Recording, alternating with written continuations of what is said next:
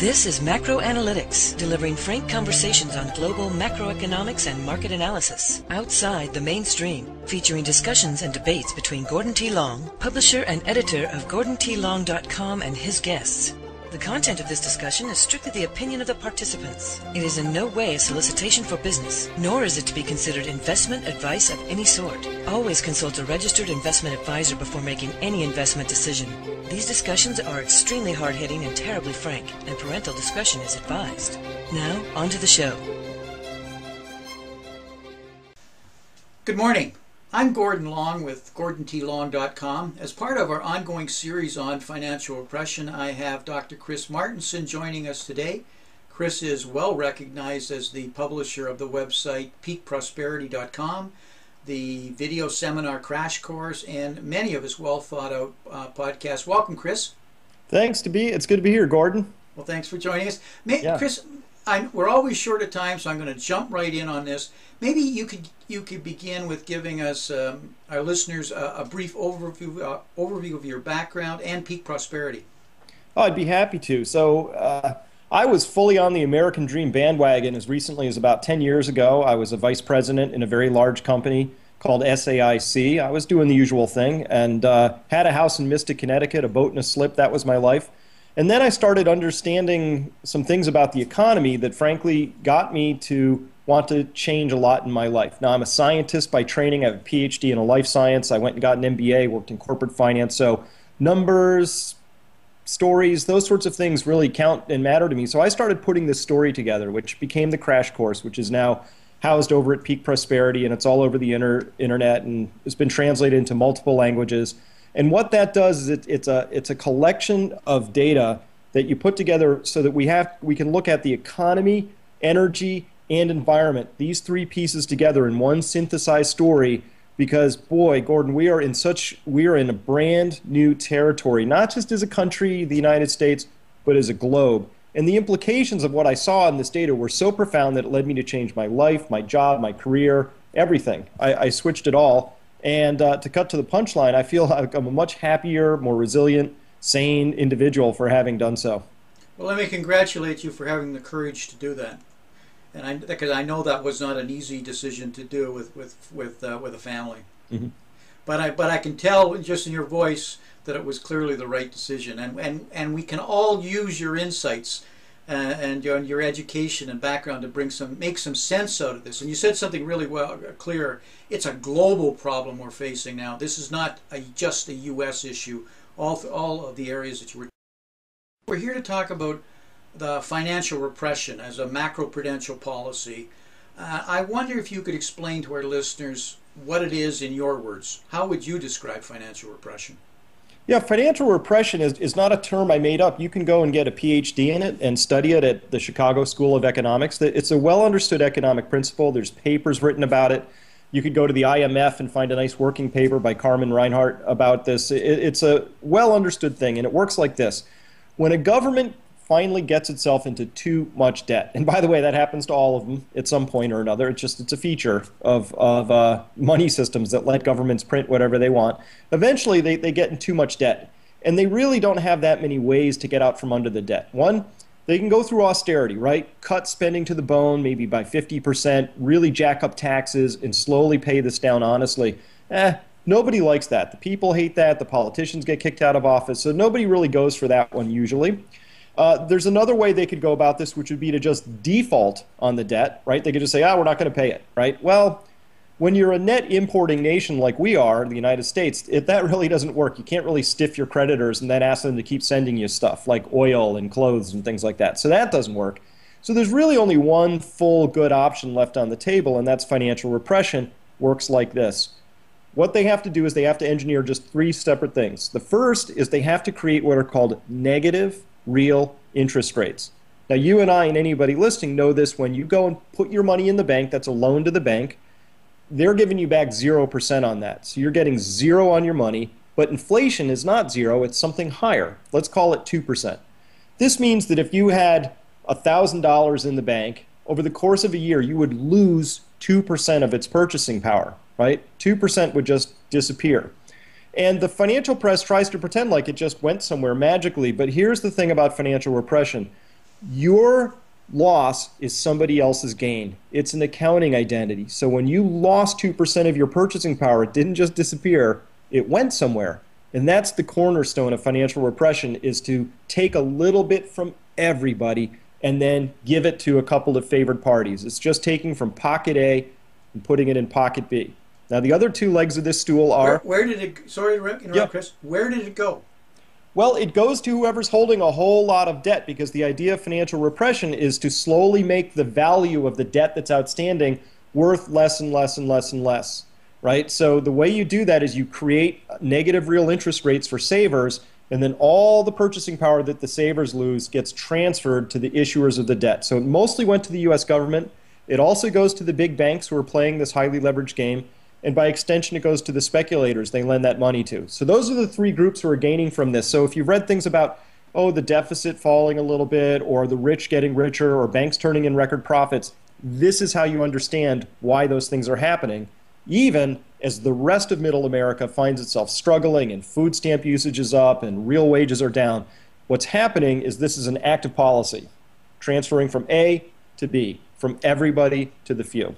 It's well documented, as you said, Chris. Matter of fact, one of the people, Carmen Reinhardt, put out a paper 5 years ago, and it was actually referred to in the paper as the liquidation tax. That terminology has quickly disappeared, but that's in fact what it is. We have inflation, which is a stealth tax, but as you clearly point out, negative real interest rates is another step further, and it's a transfer. That's what it is. And in fact, why it's a liquidation tax is because the government, which is the biggest debtor, is the biggest winner. Absolutely. It's the only way out. It's not to be evil. It's not to be conspiratorial. It's just the only solution short of reducing the standard of living, and I don't see many people willing to vote for that. Correct. The time to have addressed this so we weren't faced with this Hobbesian choice of either crashing the markets or engaging in this liquidation wealth transfer would have been decades ago. You know, that would have been the time to say, listen, it doesn't make sense to be borrowing at these rates. You know, and we were borrowing too fast for a while, and then George Bush really kicked it into high gear when he decided to conduct a war, cut taxes, and borrow to get it going. And then it really kicked in even higher gear with the financial crisis and under Obama. So this is not a partisan thing to me. I don't care which party's in charge. We've just watched the acceleration of this dynamic, and it got to the point where our nation had so much debt that the Federal Reserve said, what are we going to do? They had that Hobbesian choice. We either pick bad or worse. We'll just pick bad. And then they're going to hide it from everybody, though, and that's the part that you and I come in, because it needs to be talked about. The Federal Reserve, nobody elected them. Nobody can unelect them. You can't boot them out of office. We don't get to understand the policy. They never talk about it in clear terms. And so we as a citizenry, we don't get to make any choices about it, not informed choices, let alone any choices. So this is why I'm so passionate about it, because most people don't know how it is that they are losing steadily in this race. And it's because it's like you're sitting at a poker table and the dealer keeps reaching into your stack and giving them to the other guy. And no matter how many hands you win, you're working hard as you can, you just seem to be losing. It's because it's an active policy. The dealer is taking your chips and giving them to your competitor. That's how the game works. And as an old poker player, I know after 5 minutes, if you can't figure out who the patsy is at the table, it's because it's you. It's you. And so we all need to understand who the patsy is here. But this is not, we're talking about the U.S., but this is not a U.S. phenomenon that's going on, is it not? This is a global issue for all of the developed countries that are heavily indebted. Absolutely. And we can look at it really clearly. So Mr. Kuroda is the president is chief governor of the Bank of Japan. Beautiful example. On Friday, October 31st of this year in 2014, they had what was called the Halloween surprise, where the Bank of Japan announced this further acceleration of their money printing program. And they couched it in terms of, we need more inflation. And they never explained why they need more inflation. But the reason is, once you understand financial repression, you know that because they already have 0% interest rates, they need inflation to steal from everybody. If inflation goes to zero and they're giving you zero on your money, they can't take your money. So they need the inflation. That's the stealing mechanism. So they're trying desperately to create that. Well, When they did that, the value of the yen plunged. So and they're it's not now, stealing fast enough. Is that what you're saying? correct. They need to steal faster. Faster. They need a faster rate. They need it. And so here's the thing. The yen is down 33% in the past year and a half since they started this program. 33%. So if you're an ordinary Japanese citizen, it costs 33% more, all things being equal, for your food that you import, for the fuel you import, for everything that you import, and it's making life hard on them. But if you're an exporter, if you're Toyota, you love this policy because as the yen goes down, when you sell your Toyota Land Cruiser in another country, you get more yen for it because your yen went down on an exchange basis. So we look into Japan's statistics and we discover that real wages for nearly everybody in that country are falling and that savings are going down as people have to eat into their savings to survive. And Toyota gleefully comes out and says, hey, our profits are up a couple billion. Like it's magic. They're just a great company, right?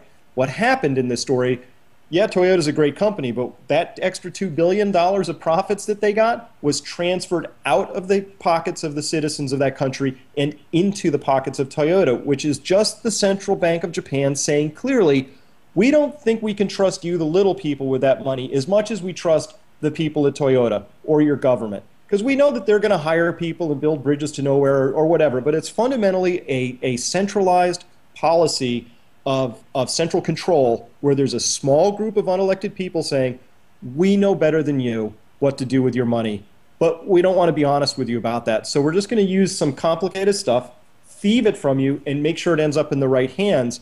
And the thing about this story, if this reminds you of the old Soviet Union, it should, because central planning doesn't work all that well. And Japan has 20 years of it not working. And to use the poker analogy, they've just pretty much lost everything, and they're doubling down on the next hand. To show, I totally agree with you, Chris, but to show just how really devious it is in Japan, so the government now is basically going to buy all of the bonds that the government, or the Bank of Japan, the government issues. They're completely monetizing it. But what is subtly happening is the biggest pension plan in the world is the Japanese pension, which is about $1.3 trillion in size. It's now going to sell its bonds. This is what you're supposed to have in a pension plan for security, etc. They're going to drop their pension allocation from 60 down to 35%. And so what are they going to do with the money? They're going to buy equities. They're going to buy the stock market to drive up the stocks. And guess what? Half of that is going to be put into foreign bonds. So if they're devaluing their yen, they're going to get killed unless they're, I didn't mean foreign bonds, foreign equities, where they'll get the appreciation on the other currency. So they're basically turning their pension plan into some kind of carry trade to protect the pensioners to the degree that they can. This is the kinds of traps you get into when you play these kinds of games. It says to me, we're running out of runway here. Didn't mean to be long-winded, but it compounds on itself. It feeds on itself. It does, and it's so historically inaccurate because we can look through history and we see that equities go up, equities go down, particularly when they've been bubbled up through insane monetary policy. It comes, it goes, right? So for a pension to say, we have these fiduciary responsibilities that we can calculate fairly precisely, and we are now going to take a flyer on some really like high beta, some high volatility equities as a way of covering the shortfalls we see in our system is just them betting. They're just fundamentally betting with the future. And the thing about Japan that's really crazy in this story is that when you see, the Bank of Japan and the government of Japan both saying, you know what, the solution to our problem is if we could just have more debt in the system, if we could just have more borrowing, and if we could get people to stop saving and take out more loans, that's really going to work here. Here's the part that's crazy in the story that anybody can see. Japan peaked 2 years ago at 128 million people. They're at 127 today, and they're going to be down to about 90 million by 2050. They're losing population, and worse, the number of workers to retirees, that ratio is shrinking like crazy. So who actually pays the debt of a country, right? Some people say, oh, it doesn't matter. Japan owes that debt to itself. Nonsense. All debts always, whether it's corporate debt, personal debt, municipal debt, or federal debt, gets paid by the actions of the workers of that country, the productive people. That's where it comes from. Whether we assemble those people and call it a company, doesn't matter. So we're seeing in Japan, they're going to lose 40% of their workers in the next 30 years, and they're going to keep piling debt up. And somehow the world can't see the math problem built into this. The last thing Japanese citizens need is to have a higher per capita debt, already the highest in the world. Because the Bank of Japan is saying, we refuse to get off this treadmill, we don't know anything but preserving the status quo, they'll keep pumping this as hard as they can. And the end of this road, Gordon, is a currency accident that's really going to be profound. I would not be surprised to see the yen get completely obliterated, just like the Zimbabwe dollar did at some point, because of this dynamic of falling population and rising debt. It's just it's the craziest thing I've seen. Yeah, it will end in a currency crisis, and hyperinflation is a currency event, and that's what's happening. I think we're starting to see cracks in that right now, and I say that with the strength of the U.S. dollar, which is a flight to safety that is actually going on around the world. Not that the U.S. dollar is the right currency; it may be just the least ugly house on the street, but in the short term. And people in the foreign countries that are caught, emerging markets that were able to borrow on a U.S. dollar because it was perceived to weaken, now it's strengthening. There's a currency squeeze that's going on, forcing them to buy U.S. dollars, etc. So it just at some point it cracks. At some point it really breaks. When that's going to be, you don't need to speculate on that. You just need to know the road you're on and plan accordingly and take insurance to protect yourself. What should investors do, Chris? You understand the problem. A lot don't. What are you doing? Well, I'll tell you, when I mentioned there's 3 legs to the financial repression stool. The second one is they create ring fences so that it's hard to get out of the corral that you're stuck in, right? So it's hard to take your money and move it to safer places. It's almost impossible for me as a U.S. citizen to open a foreign bank account now. And they called it FATCA, and they're trying to, stop tax cheats is what they called it. But the truth is that was designed to keep me and my money trapped in this country. And it's done a reasonable job at that. And then the third thing is that they can't have gold signaling that anything's wrong with the system. You can't give people any way out. You need them corralled in to the system of money, whether it's keeping money in a bank and the equity market. It has to get stuck there.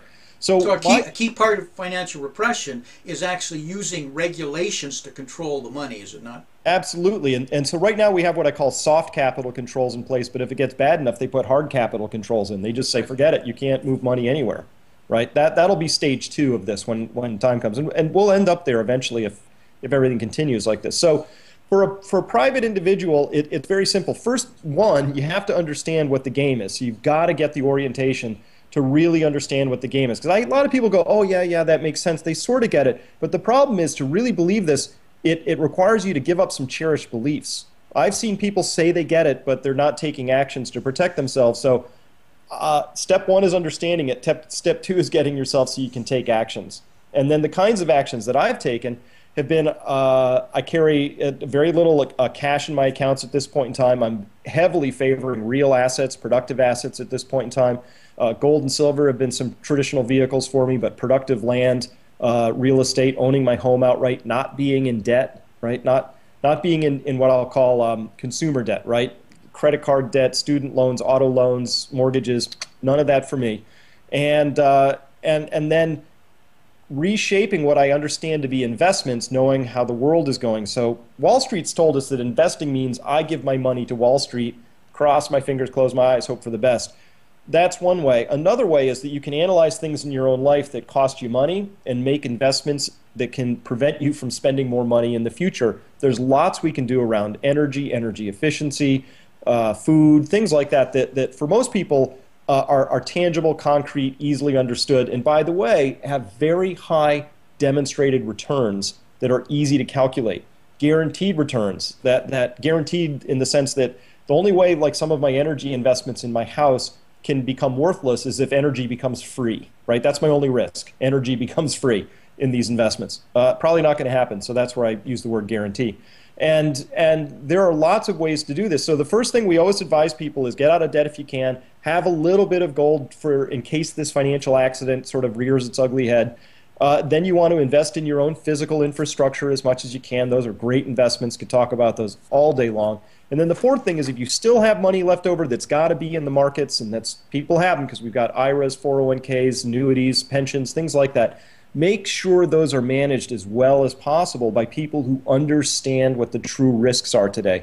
And there are financial advisors out there who get it, but a lot of them don't. They just don't. They're compensated to have you stay fully invested in the markets at all time. Just watch Wolf of Wall Street and watch that wonderful lunch scene between Leonardo DiCaprio and Matthew McConaughey, and that's my view of Wall Street and typical investing. If you haven't seen that, it's the basic thing. I have. Yeah, we the brokers take real cash home every day. Your job is to keep the clients, the patsies, the muppets, the suckers, fully invested at all times. That's the game as it's been stood up. So if you're going to be in that game, you have to know what it is and how it's operating, and make sure you're covered there. A lot of our listeners are invested in precious metals, have looked at it as one method of diversification, one method of insurance, as a store of value. Chris, what are your views with what government actions might be taken? Because they've done predatory actions before on gold back in the 30s. Any sense or feel or speculation on that? In other words, how can they protect themselves, investors? Well, it's always possible that the government decides to reconfiscate gold. Remember, in 33 when it happened, gold was money. So what the government was really confiscating was what they understood to be money. I don't think government really holds the view that gold is money at this point in time. So they'll go after other things first. They might get to gold eventually, but if they started there, I'd be super surprised. I think they start by forcibly converting 401ks to special treasury bonds. I think they start by taking money market funds and converting it, pulling that into part of the general obligation fund of the government, whatever. They're going to start where the money is. It's like Willie Sutton in banks, right? So I'm looking for clues that are going to tell me that we're getting closer. The things that would cause me to be concerned that gold would be something that the government would want to freeze for my own use again would be if it turns out somebody demands payment for oil that we import in gold, or if gold suddenly went to a very high dollar amount, I would start to get nervous. But I think we'll have plenty of warning in that. Silver, I don't think there's ever any chance the government would nationalize or otherwise make illegal. And I love silver to death, not as a monetary metal. I don't think of it as a precious metal that way. But because I believe that we'll have a crash, a crisis, but technology and civilization will march on. And silver is depleting at astonishing rates. It's a magic material. It's the most reflective, the most conductive on the periodic table. And it has uses in solar energy that I can only see going up from here. So long story short, silver's depleting rapidly and our uses for it are going up. I don't know when it all turns around, but I can look at that and say this is a very, very special time in investing where you can, as an investor, scour the data, look at all the known silver deposits in the world, calculate how much we think we want to use for just one use, which is solar, and discover there's not enough left for that one use and say, I think there's a shortfall here. Now, gold and silver have been manipulated like everything, and it's not just gold and silver. Gordon, I look at all the markets and I see shenanigans. I see things that the SEC should be investigating and they shouldn't. People coming in and just destroying the bid stack or the ask stack and just moving markets around. Listen, gold and silver have been the playgrounds of a number of bullion banks, and I think that that creates an opportunity for investors. And the opportunity is that they play whatever games they want, and they create whatever prices they want, and the world has to treat those as if they're real, but the price and the value are just separating like crazy at this point in time. So as a value investor, I choose for myself what's valuable and how to spot it and where I think the pricing asymmetries are. And right now in silver, it's astonishing how large that gap is for me. Yeah, there's price is what you pay, value is what you get, and I think we've lost track of how to differentiate them because we've mispriced risk, we don't have proper price discovery. These are the kinds of distortions that are coming in when you have what I refer to as monetary malpractice for an extended period of time, whether you want to call it unintended consequences, moral hazard. These are the things that really come in. But the good news, Chris, is when you get on a roadmap that's almost locked in, that the inevitable sequences have to happen, that's the best time to invest. It takes away your risk on gambling on what happens. It's there's always a chance, but there's a pretty clear path of what's going to unfold here. That makes it a great opportunity. What happens? I can tell you're a very optimistic person. There's going to be a currency crisis at some point. I think we both agree with that. What's on the other side of that, Chris? Well, the world isn't coming to an end, right? No, but this next bubble burst is going to be extraordinary. And so the theme I have is this. We had a little tiny corporate bond market accident in 1994, and Greenspan freaked out. And what he did was he removed the reserve requirements for banks so they would have basically infinite lending capability, and they lent infinitely into a stock market bubble. So we had a little hiccup. People forget about that, don't they? Yes, we had this little hiccup in this policy response that gave us a bigger bubble. And when that burst, they freaked out even far harder, gave us 1% interest rates, blew this real estate bubble. And then that burst, and they put us at 0%. And now we have raging bubbles in sovereign debt, junk debt, in equities, you name it. Everywhere I look, I just see bubble-licious behavior. And it's not just in one country, it's global, which is why you see this coordinated actions between the Bank of Japan, the U.S. Federal Reserve, the Bank of England, European Central Bank. They're all kind of holding hands and singing Kumbaya at this point. Now, what I see coming, though, is that they can only do that for so long, and then they lose it. And when this next bubble bursts, it's going to be very, very destructive.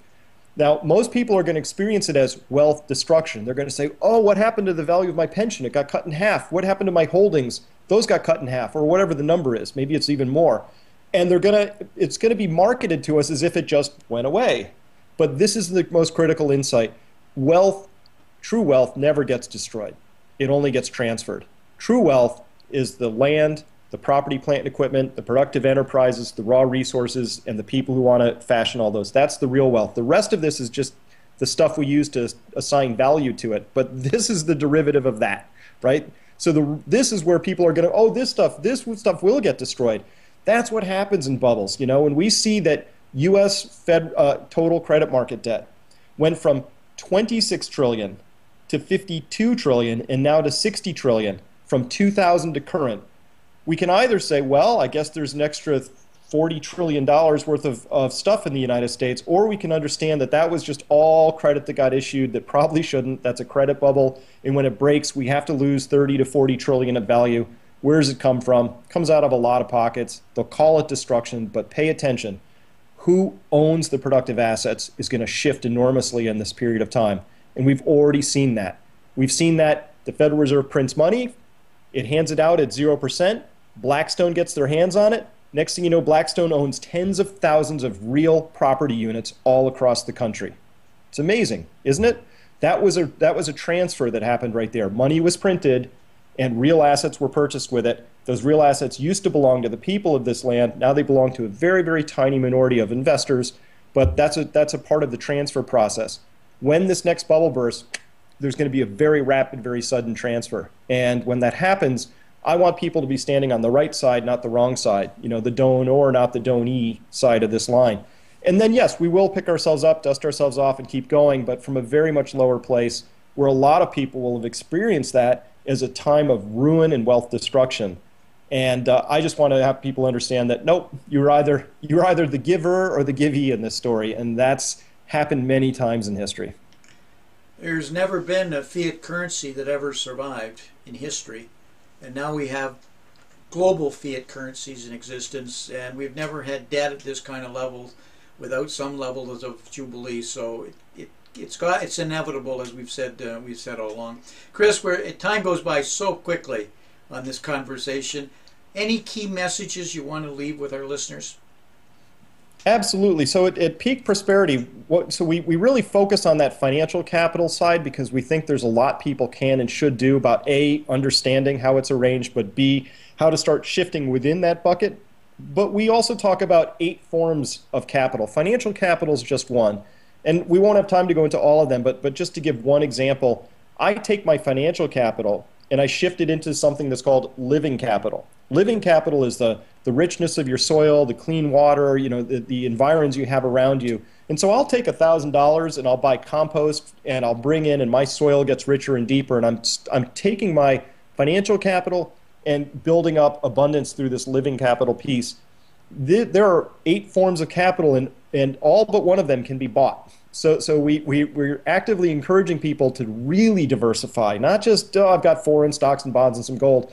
That's good. And you can diversify further by building up some of these other forms of capital. And so we really take this idea of what true wealth is, and we're starting to expand it out because we want to get away from this idea that wealth is money. Listen, as you said, if your money system is perverted, if it's distorted, if it's like living in a fun house of mirrors, then it makes sense to not be fully exposed if that happens to go poof, which, by the way, fiat currencies do that every 40 or 50 years. They have a bad habit of this. So take the financial capital you've got and start thinking about really diversifying. It's a big conversation to have, so that's, I'm sure, all the time we have for it now, but it's a really important conversation to have. Without question. You know, when we didn't have a fiat system, money was wealth. It is not wealth. It is just paper. And you have to decide where the store of value is, and what wealth is, and how you can store wealth. And that's a discussion we've talked about extensively here on Financial Repression Authority, and I know it's something that you clearly understand, but these are cornerstones that you've got to revisit and you've got to understand very much. Been an absolute pleasure, Chris. Got to have you back. There's so much to talk about, and we will have you back again. Thank you very much for coming. Gordon, it's really been my pleasure. Thank you. Talk to you. This has been Gordon T. Long, editor and publisher of GordonTLong.com. New recordings are posted regularly and can be found at GordonTLong.com. New show notifications are available through RSS feed, iTunes, and other social networking venues at GordonTLong.com.